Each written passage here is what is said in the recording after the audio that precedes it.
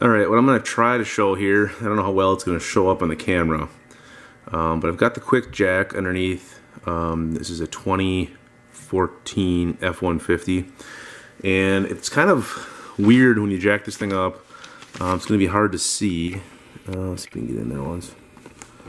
If you look in here, see I've got the little stands right there.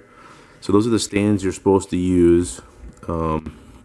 And the quick jack is definitely big enough for the weight that we're talking about. It just, the suspension travel on the back of this vehicle versus the front, it just makes you scared. So I'm going to jack it up here and show you guys what I'm looking at here. Just pay attention to the back wheel when it comes off the ground versus the front wheel. So that's the first safety click region. Back tire's still not off the ground. And now our back tire's off the ground. And we're not at the second safety click section yet.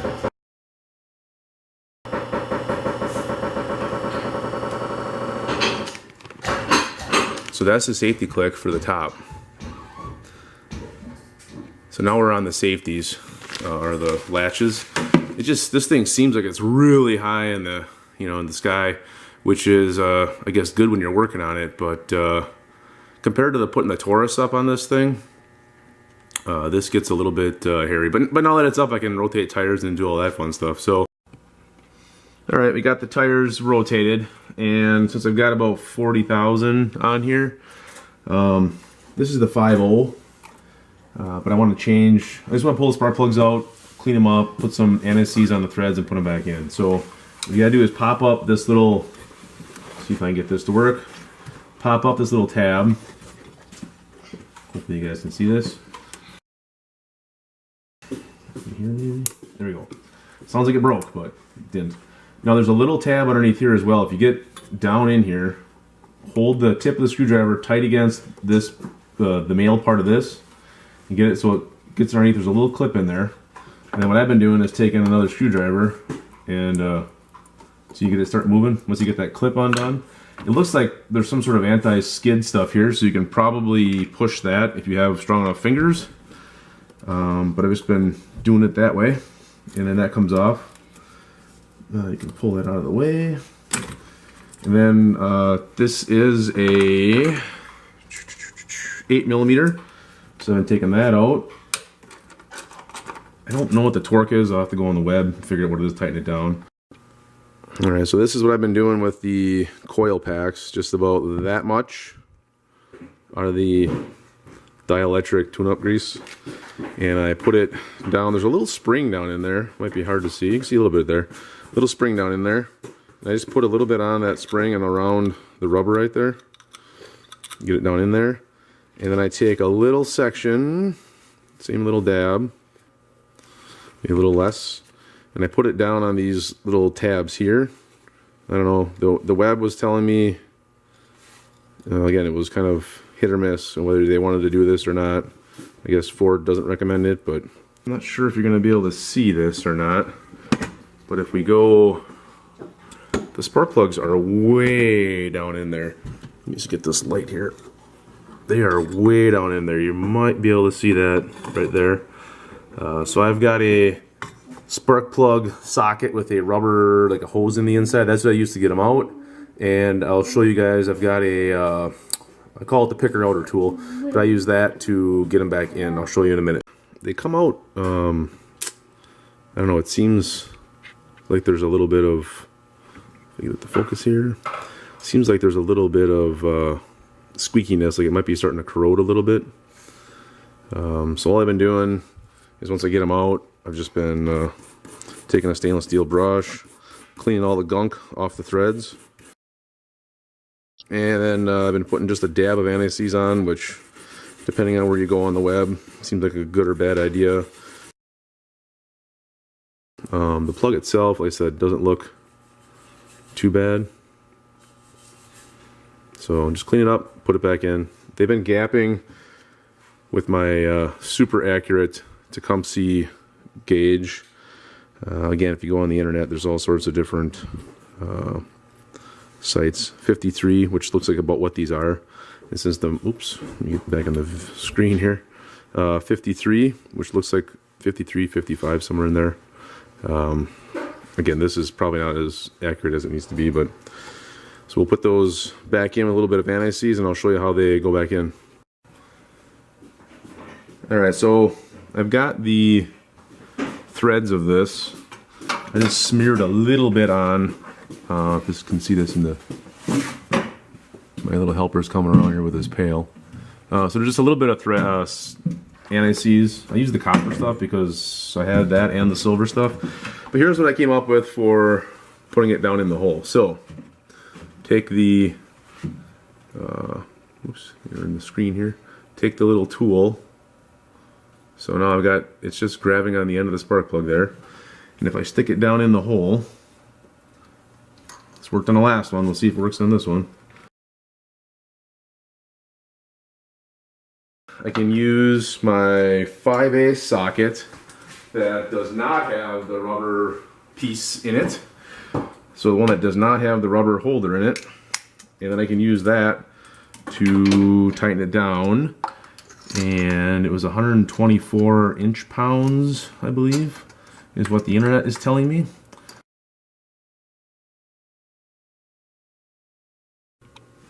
So I pushed the coil back down in there. I went in real easy, clipped the wire back on. You can see on here I put just the slightest little dab of anti-seize on it. And then...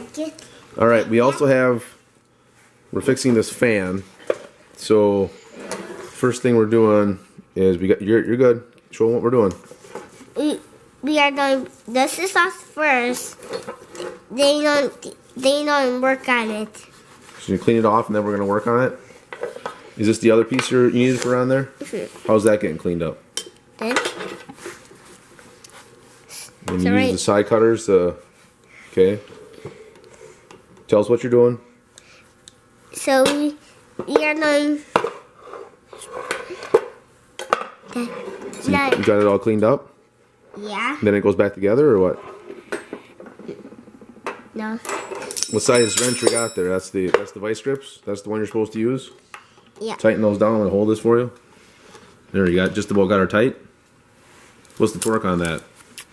I don't know. You don't know? No. Shouldn't you know the torque? Click. Okay, that one's tight. You don't go to the other one. No, that's the torque wrench. It clicked off right there. That one there too yet? Click. Okay, that one's good. Now we gotta put the fan back on. How do you put the fan back on?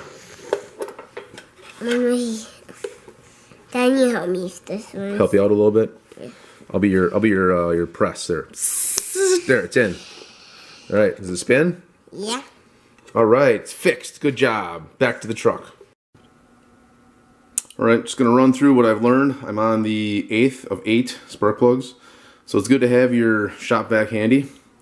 Here is my scaffolding system, so you can stand here, kneel on here, in order to get at all the good stuff underneath there. Oh yeah, there's also a pail here, just in case you need to get a different angle. You move that pail around, works pretty slick.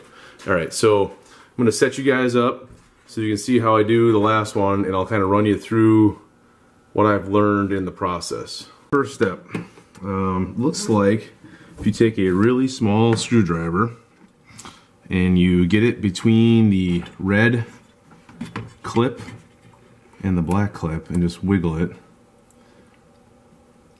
Of course, this is the last one and it won't work like the other 4 that I did the last little. There we go. So just wiggle it in there till that slides up.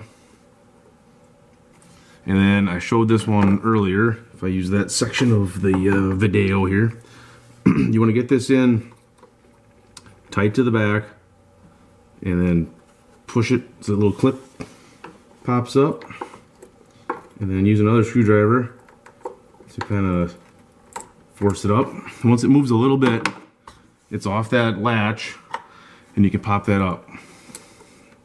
And you can pop that up. Okay, so that comes out. A little bit of wiggling. Make sure you break all the wires off so nothing works when you're done. All right, I just kind of move that out of the way. Then I take, this is a 8mm. socket. And you can use an extension on some of the other coil packs, but this is tight. This is probably, actually the one on the other side was a little worse because there was an air conditioner line in the way. But this one will be fairly close to the same. So you get that loose, and you can take it out by hand. And I was using a screwdriver on the first one and some of the other ones, but if you can get your hand around both sides, and just give it a little wiggle and a twist, it pops right out.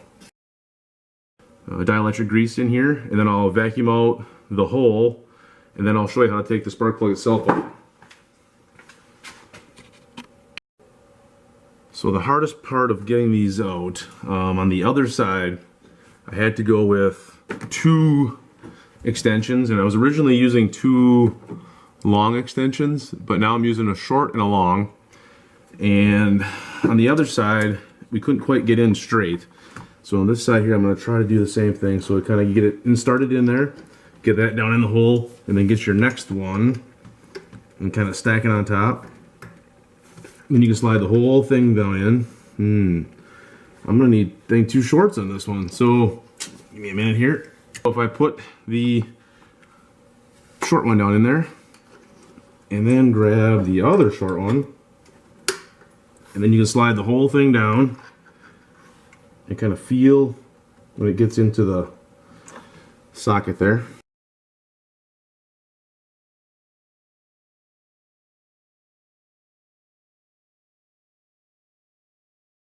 Get it out, you can kind of see there's a lot of corrosion, and I'm not sure what's all in here. So I take a wire brush that off, and I seize it up. I'll vacuum that out again, and then we'll put it back in.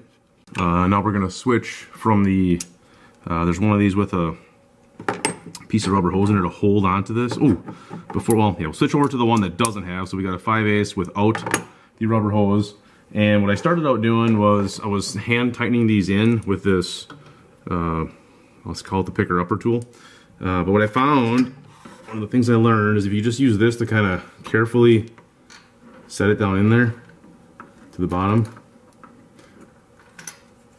that way you're not just dropping the porcelain down in there.